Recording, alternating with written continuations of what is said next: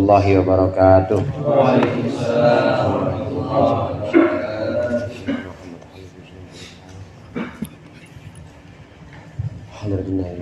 Al-Fatihah. Bismillahirrahmanirrahim. Alhamdulillahirabbil alamin. Arrahmanir rahim. Maliki yaumiddin. Iyyaka na'budu wa iyyaka nasta'in. Ihdinas siratal mustaqim. Siratal ladzina an'amta 'alaihim ghairil maghdubi 'alaihim waladdallin. Bismillah, walhamdulillah, wassalatu wassalamu ala sayyidina Muhammadir Rasulillah wa ala alihi wa ashabihi wa man tabi'a hudahu wa jama'atah wa la hawla wa la quwwata illa billah, amma ba'd.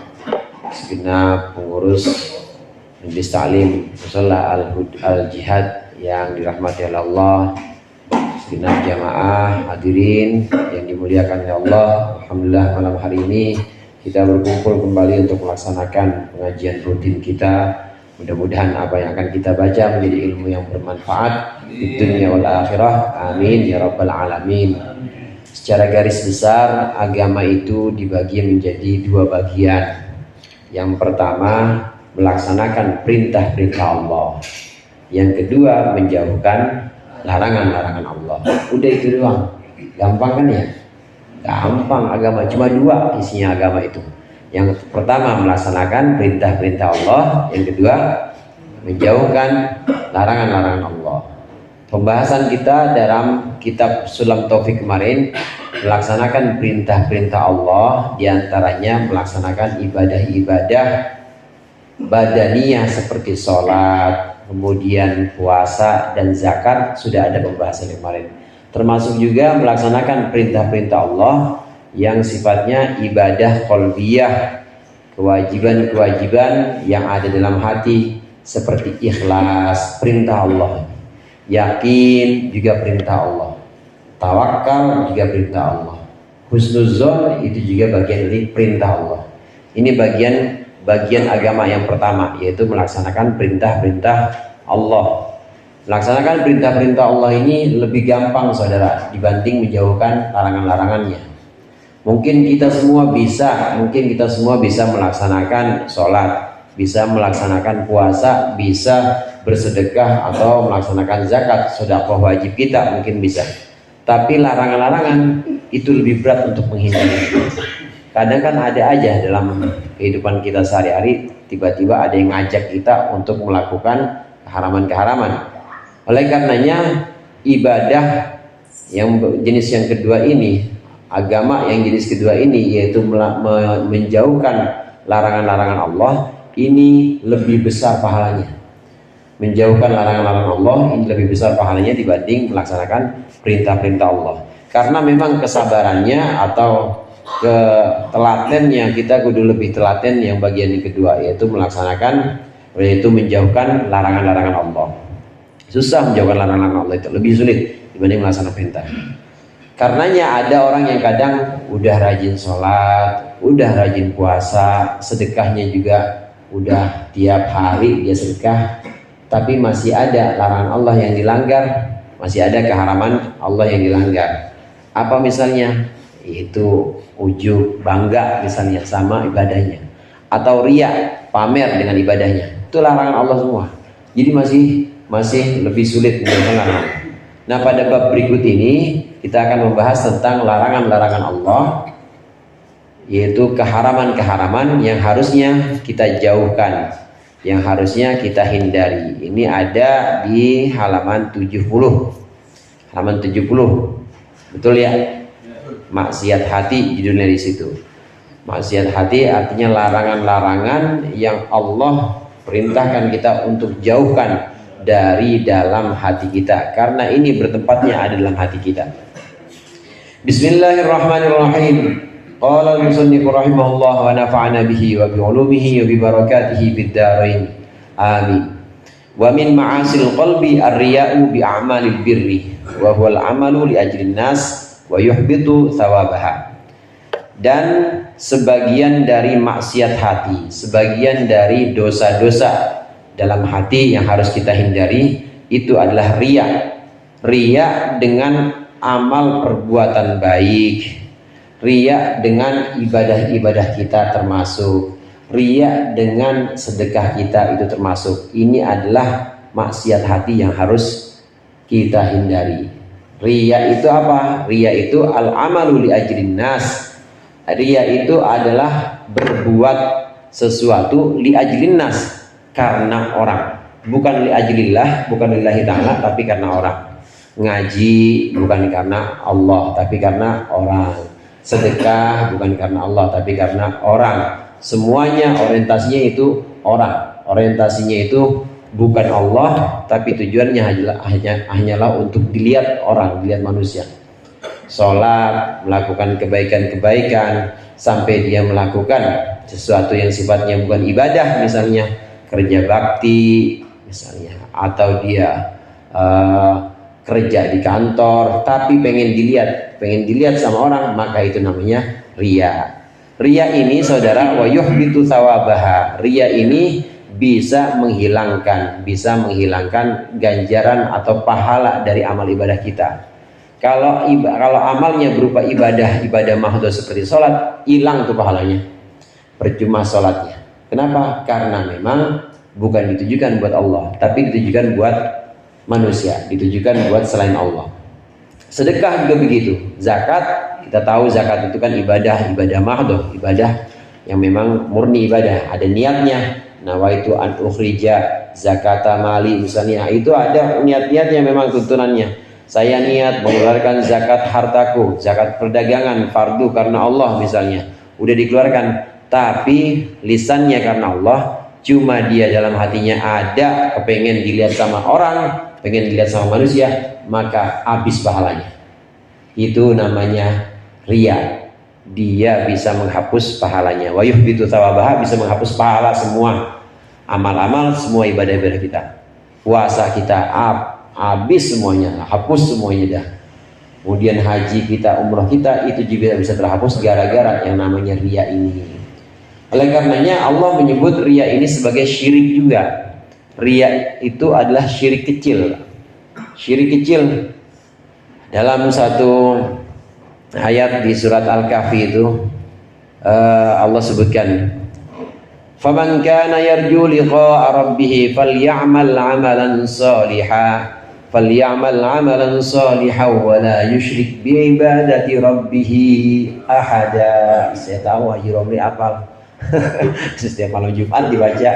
Itu namanya surat Al-Kahfi, itu bagian-bagian akhir lagi. Biasanya kan yang paling gampang paling depan sama belakang. Bagian akhir, lakum dinukum waliyadi, itu akhir, gampang tuh. Sama yang depan dah, qul ya ayyuhal kafirun. Tengahnya kadang-kadang bolak-balik, agak rapi-rapi jadinya. Kalau bagian tengah susah. Nah, surat Al-Kahfi ini yang bagian-bagian akhir ini menyebutkan, faman kana yarjullah, barang siapa yang mengharapkan bertemu dengan Allah, maka hendaklah dia melakukan amal soleh atau perbuatan baik. Di sini kita lihat falyamal amalan sholihan, hendaklah dia melakukan perbuatan baik. Kemudian Allah ikutkan wala yusyrik bi ibadah, dan janganlah dia musyrik, jangan dia menyekutukan dengan ibadah itu, menyekutukan Allah dengan sesuatu apapun. Artinya amal baik bentuknya ibadah yang mahdhah atau bukan ibadah mahdhah, itu jangan disekutukan. Disekutukan itu maksudnya bagaimana? Disekutukan itu disyirik, dia ditujukan bukan untuk Allah tapi untuk manusia. Riya ini disebut dengan syirik kecil. Riya disebut dengan syirik kecil karena memang nggak nyata-nyata, nggak kelihatan kita nyembah berhala, nggak kelihatan kita nyembah tugu atau nyembah patung, nggak kelihatan. Ngirimin makanan di pohon beringin, nggak kelihatan begitu emang. Cuma begitu kita ibadah, kita mempersembahkan ibadah itu, kita cakep-cakepin sholat kita buat mertua misalnya, maka itu adalah syirik kecil karena sudah menyekutukan Allah dengan mertua. Begitu juga kita sedekah, kalau ada Pak RW dipilih yang merah-merah misalnya nyumbangnya, tapi begitu nggak ada, pilih yang abu-abu ya. Pilih yang abu-abu, ada Pak RW. Kenapa? Karena pengen dilihat sama Pak RW, pengen dilihat sama Haji Romli. Ini namanya sedekahnya bukan karena Allah, tapi karena orang. Karena orang. Jadi bagaimana? Ya dia kalau begitu musyrik. Musyrik bagaimana? Menyekutukan Allah. Dia menyekutukan, ya dia pengen juga dilihat sama Allah, tapi pengen juga dilihat sama RW. Pengen dilihat juga sama Allah, pengen juga dilihat sama Haji Romli. Namanya Allah ada sekutunya. Siapa sekutunya Allah? RW sama Haji Romli. RW Mas Haji Romli kalau tahu marah. Ya orang nanti sekutu itu kan bakal ini nanti semua sembahan itu nanti akan diminta pertanggungjawaban. Bener, ini si Hasan bener nyumbang San karena RW tuh, lihat bener aja beli tuh karena ente tuh nyumbang. Haji Romli nanti di akhirat enggak, orang saya juga diem aja nggak mau saya, kata Haji Romli. Jadi disuruh minta pahalanya nanti kepada orangnya. Diminta pahalanya kepada orang yang memang ditujukan amal itu untuk orang tersebut. Nanti di akhirat minta pahala engkau kepada orang yang engkau riya, pada orang yang engkau sekutukan denganku. Tuh orang itu tuh minta sama dia pahalanya. Karena Allah tidak akan memberikan pahala pada orang-orang yang menyekutukan dia atau riya. Riya ini disebut dengan syirik kecil. Ini ayat surat Al-Kahfi ini jelas falyamal amalan sholihan, jelas amal soleh. Hendaklah kalau kita menginginkan Allah, menghendaki Allah, maka kita melakukan amal soleh dan tidak menyekutukan Allah. Maksudnya tidak riya dengan amal soleh tersebut, tidak menunjukkan amal soleh tersebut atau memperuntukkan amal soleh tersebut dengan selain Allah, hanya untuk Allah saja. Di antara ulama ada yang mengartikan wa man kana yarju, itu artinya barang siapa yang takut kepada Allah, bukan artinya mengharap Allah tapi takut. Orang yang takut kepada Allah maka hendaklah dia melakukan amal soleh dan jangan riya dengan amal soleh tersebut. Karena amal soleh yang riya itu pasti akan hilang pahalanya, akan terhapus, tidak ada pahalanya sama sekali. Kalau ujbi, seperti ujub, ini yang kedua, sama juga yang bisa menghapuskan pahala dari ibadah, dari amal-amal soleh, itu adalah ujub. Ujub itu arti aslinya bangga. Ujub itu arti aslinya itu senang sama diri sendiri, itu namanya ujub. Demen sama diri sendiri, kagum sama diri sendiri, namanya ujub. Ujub bi taatillahi, dengan ibadah kepada Allah atau taat kepada Allah. Apa itu ujub? Syuhudul ibadati shadiratan minan nafsi ghaiban anil minnati. Yang namanya ujub itu memandang ibadah muncul dari diri sendiri, bukan muncul ibadah muncul dari diri sendiri, bukan muncul dari pemberian Allah. Puasa bang, iya puasa. Hebat bang, gua. Gitu tuh, ujub gua. Orang kampung sini mah yang puasa Senin Kamis gua doang. Nah itu muncul. Jadi abang, iya ini gua emang dari kecil gua latih begini. Siapa panjang jadinya. Dari kecil emang gua udah dilatih begini. Jadi melihat bahwa ibadah yang muncul itu adalah dari diri dia sendiri. Begitu juga harta. Bisa juga ujub bukan dalam hal ibadah, ujub dalam harta juga begitu. Ujub dalam harta, dia melihat, iya ini harta, kekayaan, semua ini jerih payah saya. Kalau bukan saya yang kerja siang malam, seminggu 8 hari saya kerja, nggak bakal saya jadi kaya begini. Nggak ada urusan ini mah sama doa-doa, nggak ada urusan. Namanya ujub sama harta. Ujub sama harta. Ujub sama harta juga bisa menghancurkan. Ada juga ujub dengan diri sendiri. Ujub dengan diri sendiri itu bukan dengan harta, tapi dengan diri sendiri, merasa bahwa dia lebih mulia dibanding orang lain. Akibatnya kalau ada orang maka diremehkan sama dia karena dia merasa bangga dengan diri sendiri. Biasanya ujub dalam diri sendiri ini, ujub tentang diri sendiri ini biasanya terkait dengan kemuliaan di masyarakat, jabatan misalnya, ketokohan, maaf termasuk ustadz juga, termasuk ustadz, ujub dengan diri sendiri. Kenapa? Dia punya ilmu. Yang lainnya mah harus cium tangan bolak-balik. Jadi kalau cium tangan begini aja, kasih aja udah. Namanya itu bangga atau kagum dengan diri sendiri. Ujub ini bisa menghapuskan ibadah juga.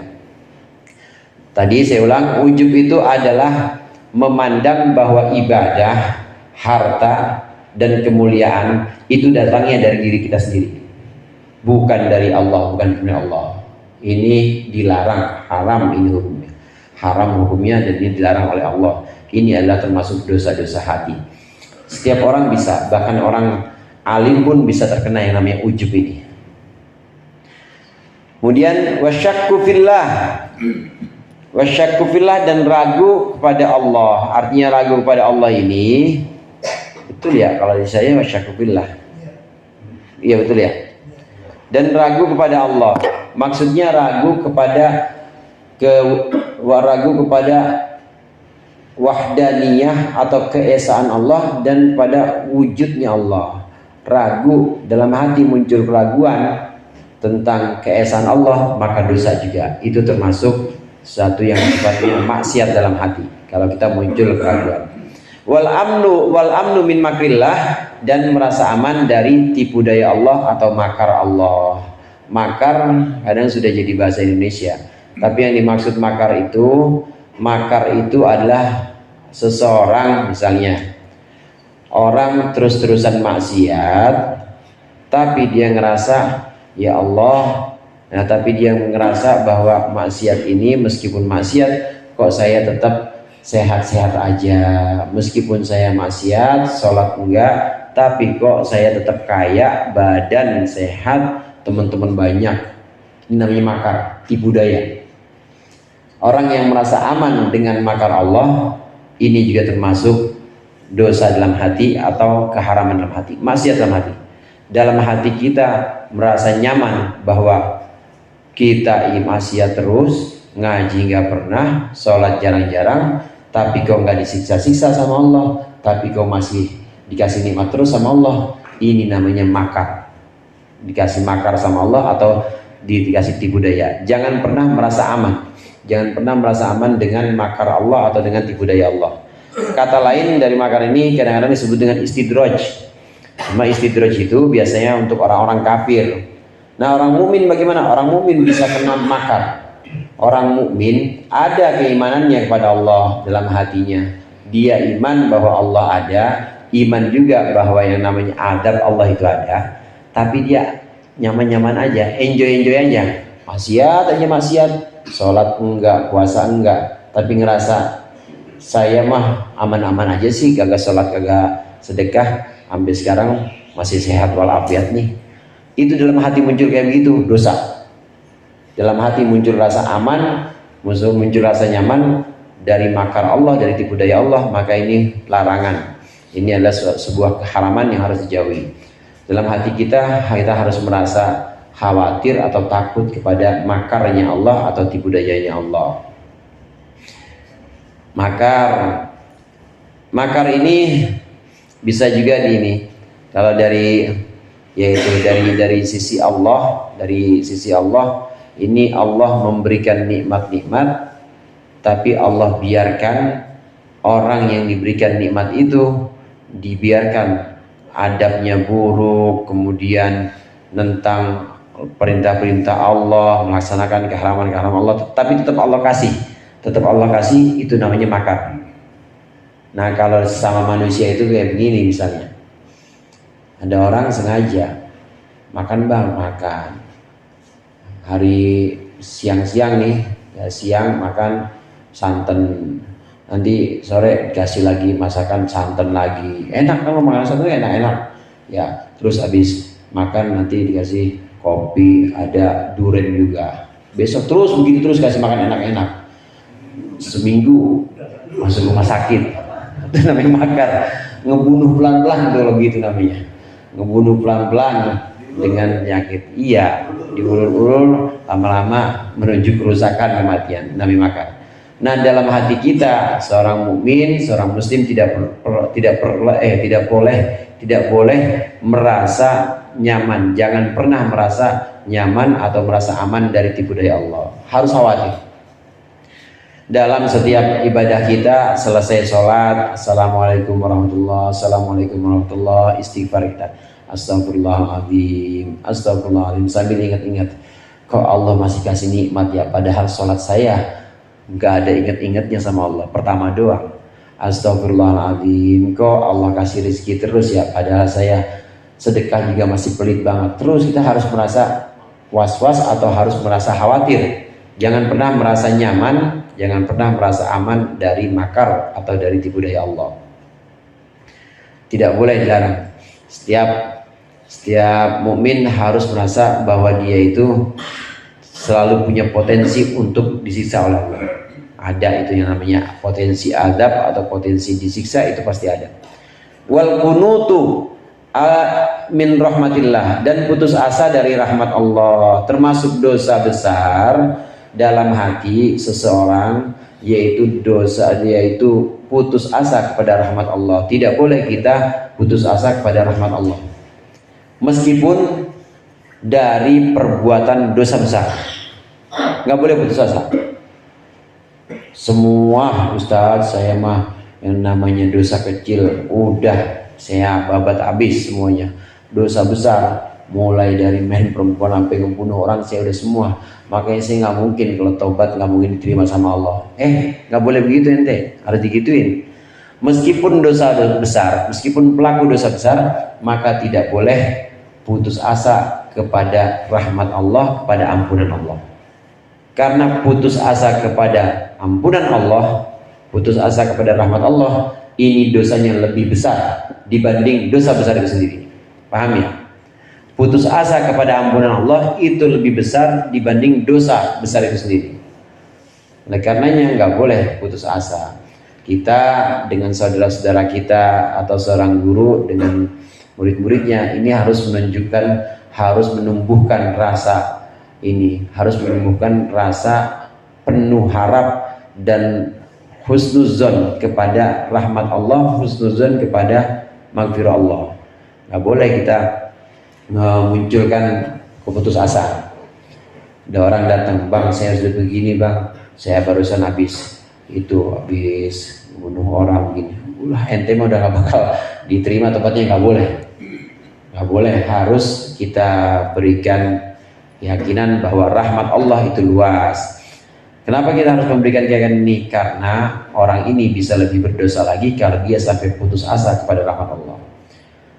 Tidak boleh, meskipun dari perbuatan dosa besar, maka tidak boleh putus asa kepada maghfirah, kepada rahmat Allah. Wattakabburu ala ibadillah, dan sombong kepada hamba-hamba Allah. Apa yang dimaksud dengan sombong di sini? Raddul haqqi, yaitu menolak kebenaran. Raddul haqqi, menolak kebenaran. Takabur itu sombong itu kaitannya dengan yang hak dan yang batil. Yang hak dan yang batil. Sholat hak apa batil? Hak. Ya, diajak sholat, nggak mau sholat karena dia nolak, bukan karena malas, tapi karena dia menolak. Sholat segala, saya mah nggak pakai sholat dah. Ya, saya mah pokoknya eling aja, nggak pakai sholat-sholatan. Itu namanya takabur. Puasa bang, puasa hak apa batil? Hak, puasa itu hak. Tapi saya mah nggak perlu puasa, yang penting tirakat aja, ngopi aja, makan enggak, saya mah dikit-dikit aja. Puasa itu kan ajaran orang-orang dulu, misalnya begitu, ditolak sama dia. Itu kan puasa ajaran orang dulu, kita mah nggak usah puasa, yang penting jaga pola makan kita, misalnya begitu. Ini namanya sombong, menolak kebenaran. Yang hak, yang benar sama dia tolak, ini namanya takabur.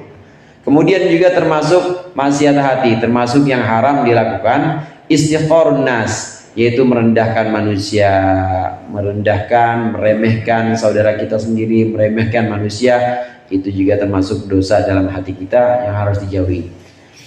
Bagaimana sih merendahkan manusia itu? Di antara gambarannya di sini, waru'yatuhu annahu khairun min katsirin min khalqillah. Dan melihatnya seseorang bahwa orang itu, bahwa dia lebih baik dibanding kebanyakan makhluk Allah. Masya Allah, naudzubillah. Ini yang namanya merendahkan orang. sombong juga, merendahkan orang juga, merasa bahwa di antara makhluk Allah yang kebanyakan dia termasuk yang paling mulia, yang lain makalah di bawah dia. Ini yang namanya takabur, yang namanya merendahkan manusia. Jadi bagaimana kalau untuk kita menumbuhkan sifat tawadhu, menumbuhkan sifat merendah hati kita? Kalau kita ketemu sama orang, maka kita harus yakin bahwa ini adalah perjalanan yang masih terus berproses. Semuanya on proses. Nanti ketahuannya orang ini lebih mulia, ketahuannya orang itu lebih tinggi derajatnya nanti di akhirat. Lebih tinggi derajatnya di sisi Allah itu ketahuannya nanti di akhirat. Nah, akhirat itu baru ada kalau udah mati. Nah, ini kan masih pada hidup semua. Saya masih hidup, bapak-bapak masih hidup semua kan ya. Jelas-jelas di sini masih hidup semua. Ini berarti masih proses semua. Nanti ketentuannya di mana? Pas finishnya nanti. Pas finishnya ini banyakkan siapa amalnya? Muliaan siapa di sisi Allah? Dimuliakan saya atau muliaan dia?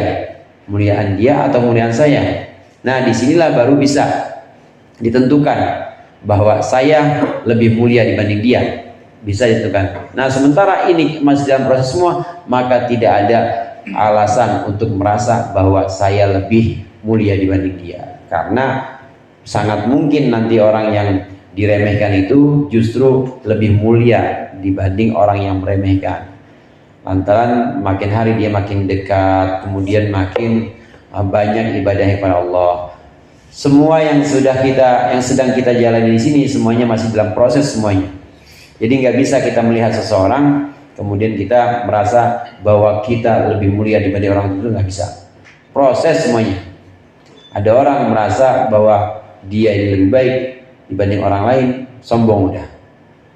Jadi harusnya bagaimana? Harus melihat bahwa dia lebih mulia dibanding saya. Harus begitu. Harus ditarik ke garis ekstrim sebelah kirinya. Jadi harus ditarik di garis pojoknya bahwa saya ini lebih rendah dibanding dia. Dia yang lebih mulia. Dia yang lebih baik dibanding saya mah bukan apa-apa. Lebih baik seperti itu. Ini yang namanya tawadhu, kadang-kadang disebut dengan tawadhu.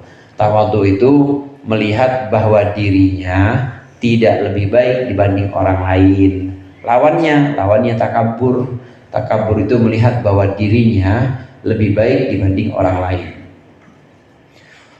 Termasuk dosa besar yaitu meremehkan manusia yang muncul dari sifat takabur. Kemudian wal hikdu wa huwa idmarul adawati. Wal hikdu dan dendam. Hikd itu adalah menyembunyikan permusuhan. Imsakuha fil qalb, menyembunyikan permusuhan maksudnya. Idza amila bi muqtadahu wa lam yakrahu. Ketika dia melakukan sesuai dengan apa yang dia simpan atau dengan dendam itu dan dia tidak menyukainya. Ada orang hatinya penuh dongkol atau penuh permusuhan, tapi disimpan sama dia, disimpan dalam hati permusuhan itu, nunggu waktu yang tepat. Kalau waktu yang tepat pasti dia akan lampiaskan semua permusuhan itu dan akan dia balas apa yang dia tidak suka kepada lawannya. Ini yang namanya dendam, hikd. Nah, dendam ini juga termasuk yang harus kita hapus dari dalam hati kita, karena dendam termasuk maksiat hati. Wal hasadu, dan hasud, wa huwa karahiyatun ni'mah lil muslim ay indahu wastithqaliha fil qalb, yaitu membenci nikmat yang milik seorang muslim dan juga merasa berat terhadap nikmat tersebut. Idza lam yakrahu aw amila bi muqtadahu, ketika dia tidak menyukainya atau melakukan dengan yang sesuai nikmat tersebut. Hasud ini adalah tidak suka orang lain menerima nikmat, namanya hasud. Dengki, berat rasanya kalau ngedengar tetangganya dapat Avanza baru. Sakit rasanya hatinya kalau ngedengar tetangganya jabat RW lagi 3 periode dia mulu, sakit hatinya kayaknya ini banget, ya tersiksa banget dia. Ini yang namanya orang hasud. Orang hasud ini benci kalau ada nikmat diperoleh orang lain. Padahal itu pembagian nikmat, itu kan urusan Allah. Allah mau kasih dia jabat 3 periode kayak, mau kasih dia nikmat mobil Avanza atau mobil yang lebih mewah lagi, itu kan ketentuan Allah semua, terserah Allah. Nah, dia membenci nikmat ini, dia muncul seperti ini karena dia tidak ridho kepada pembagian Allah. Ini sama aja nggak ridho sama Allah orang yang seperti ini. Orang hasud itu, saudara, orang hasud itu pasti dia akan tersiksa dari 5 sisi. Yang pertama, nggak bakal yang namanya hidup tenang ke orang hasud. Pasti adanya galau mulu, galau, risau, pokoknya gundah mulu, gundah. Ya lihat tetangganya anaknya udah lulus S1, dia gundah lagi. Ya lihat tetangganya punya mantunya orang kaya juga, dia ini lagi sakit hatinya, udah nggak bakal tentram. Itu yang pertama. Yang kedua, yang namanya orang hasud ini kalau kena musibah nggak bakal Allah kasih balasan. Contoh begini, ada orang hasud, dia hasud sama orang tetangganya lagi punya rumah baru ngambil rumah, tahu dia dengki hatinya, hasud hatinya. Sementara ini tetangganya punya rumah baru, sementara rumahnya dia ambruk. Rumah dia ambruk gara-gara hujan. Ambruk musibah atau bukan tuh? Setiap musibah yang menimpa orang muslim itu harusnya ada pahalanya. Tapi gara-gara dia dengki, hasud, nggak dapat pahalanya.